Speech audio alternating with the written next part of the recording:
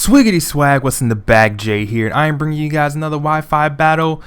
Just because I'm trying to, keep videos coming on this channel because, there's no playthrough yet because I'm still trying to take eggs for the Egglocke. Which, if you want to still send me some eggs, there will be probably a link somewhere in the video description or something. But anyway, on to this Wi-Fi battle. This is a Wi-Fi battle I had up against, I can't remember what their stream or their Twitch name was. But I think their name is King Kip or something like that on YouTube. And this was during Nappy's stream. So going ahead and looking at their team is really, really, really offensive. Like Gengar, Alakazam, Scizor, Azumarill. You have the Imposter Ditto with Choice Scarf, obviously. And then you have the Magnetric, which is kind of just like random to me. So that team is really hyper offensive. That's all I have to say. Like it's just really hyper offensive. But I'm gonna go ahead and lead off my Scolipede because I wanted to actually try out the Scolipede Swords Dance Speed Boost Mega Kangaskhan combo sweep kind of thing. I wanted to try it out, see how it works. But they lead off with their Magnetric. I go ahead and go for the Protect because I want that first speed boost, and then next turn I'm gonna go for the Swords Dance so then I can get that +2. This Scolipede is Focus Sash, so just in case the Magnetric's Flamethrower does take me down to low enough HP, I will survive because I have Sturdy, but not Sturdy, but Focus Sash. But it doesn't even take me down to my Sash, which is actually amazing. So now I'm gonna go ahead and Baton Pass out, and I'm just gonna Baton Pass straight out to my Kangaskhan, which is probably a bad idea. It was a bad idea, but at the same time, I really wanted to try it out, so I'd say why not. So they go for the Thunderbolt. This Thunderbolt doesn't really do too much damage to Kangaskhan, and so now I'm just gonna go ahead and Mega Evolve into Mega Kangaskhan, get that nice parental bond ability going, that double hit. But they go for the Protect, which was I don't even know what.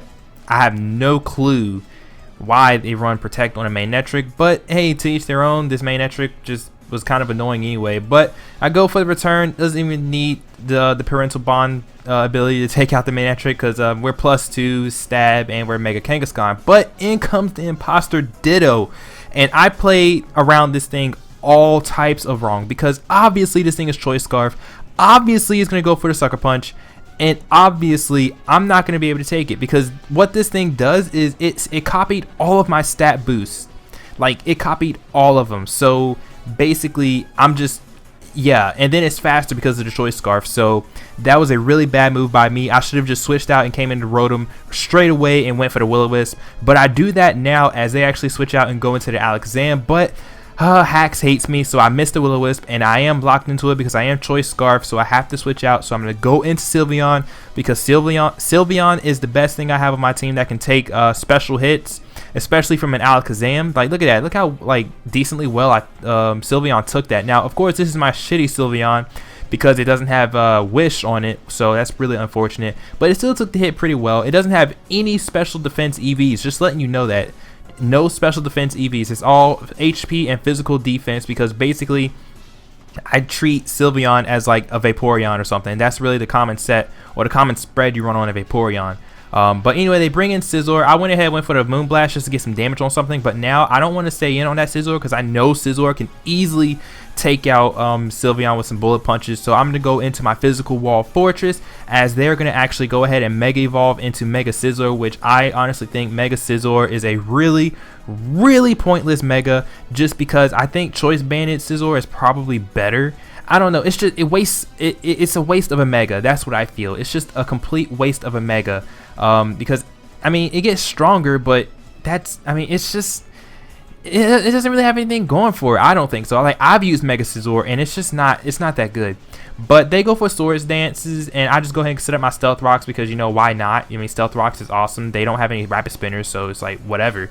As they go for the Bullet Punch, and the Bullet Punch does nothing. But now I'm gonna Volt Switch out because I don't really want to stay in. I can't really do anything to that Scizor. And I'm going to go into my Rotom because my Rotom is Scarf. I can outspeed it. If he wants to go for the Bullet Punch, I can easily resist it and take that hit because it's quad resisted. So I went ahead and went for the Willow, burned it. And look at that Thief though. That crit mattered. That crit really did matter because if they didn't get that crit, my Rotom would have had way more HP in the long run. But you know, crits are crit, hacks is hacks, it's whatever. The hacks are actually working against me in this battle. First the Will-O-Wisp miss, and then the crit. Like, ooh, that's not even cool.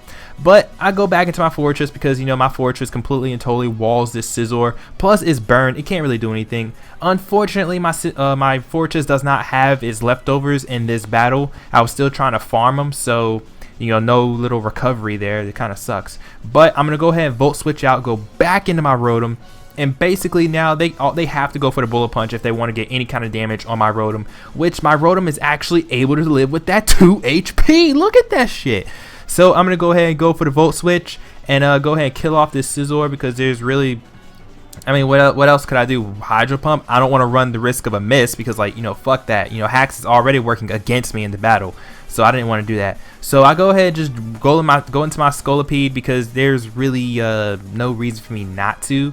And I'm going to go ahead and go for the Protect just to scout to see what this Azumarill wants to do. I figured this thing was probably Choice Bandit with Aqua Jet because that's the only Azumarill that is actually, you know, I mean, that's not the only Azumarill that's decent, but I mean, that's the most common Azumarill. But now I'm going to switch out, and I am going to go ahead and go into my Fortress because my Fortress is my physical defensive wall. As they actually switch out, which is kind of weird, but they go into Gengar, and this Gengar gave me a lot of trouble because I don't have anything on my team to really deal with Gengar. The one thing that I had on my team that could deal with Gengar, which was Kangaskhan, is dead, so there's no Sucker Punch, so I can't deal with the Gengar reliably with anyone really. But I go into my Sylveon because my Sylveon can take special hits decently well, considering, you know, high HP, has naturally a high special defense to where you don't even need to invest in it. But I'm gonna go ahead and go for Protect just to scout to see if they actually have the Sludge Bomb or the Sludge Wave or whatever, which they have the Sludge Bomb, so I am actually gonna predict them to go for the Sludge Bomb again, and I'm gonna go ahead and switch out of my Sylveon and go into my Fortress to be immune to said Sludge Bomb, which they actually do that. And now I'm going to play Mind Games, double switch out back into my Sylveon so that my Sylveon can take a hit and then restore HP with his leftovers. And then I'm going to go for Protect to you know, scout to see what they do. But this probably wasn't really the best play, but I was just trying to, you know, get this Gengar out of here because I can't take it out. Like, I can't do anything to this thing. Like, it's a threat. It's there. I can't do anything to it because, like I said, my Kangaskhan is dead, and I just can't do anything to it. Like, I have to try to play Mind Games, but this time I just stay in with the Sylveon, try to get a little bit of damage on this Gengar, so then something else can come in and, you know, possibly take out this Gengar, because this Gengar is a threat, and I need it gone. I need it dead.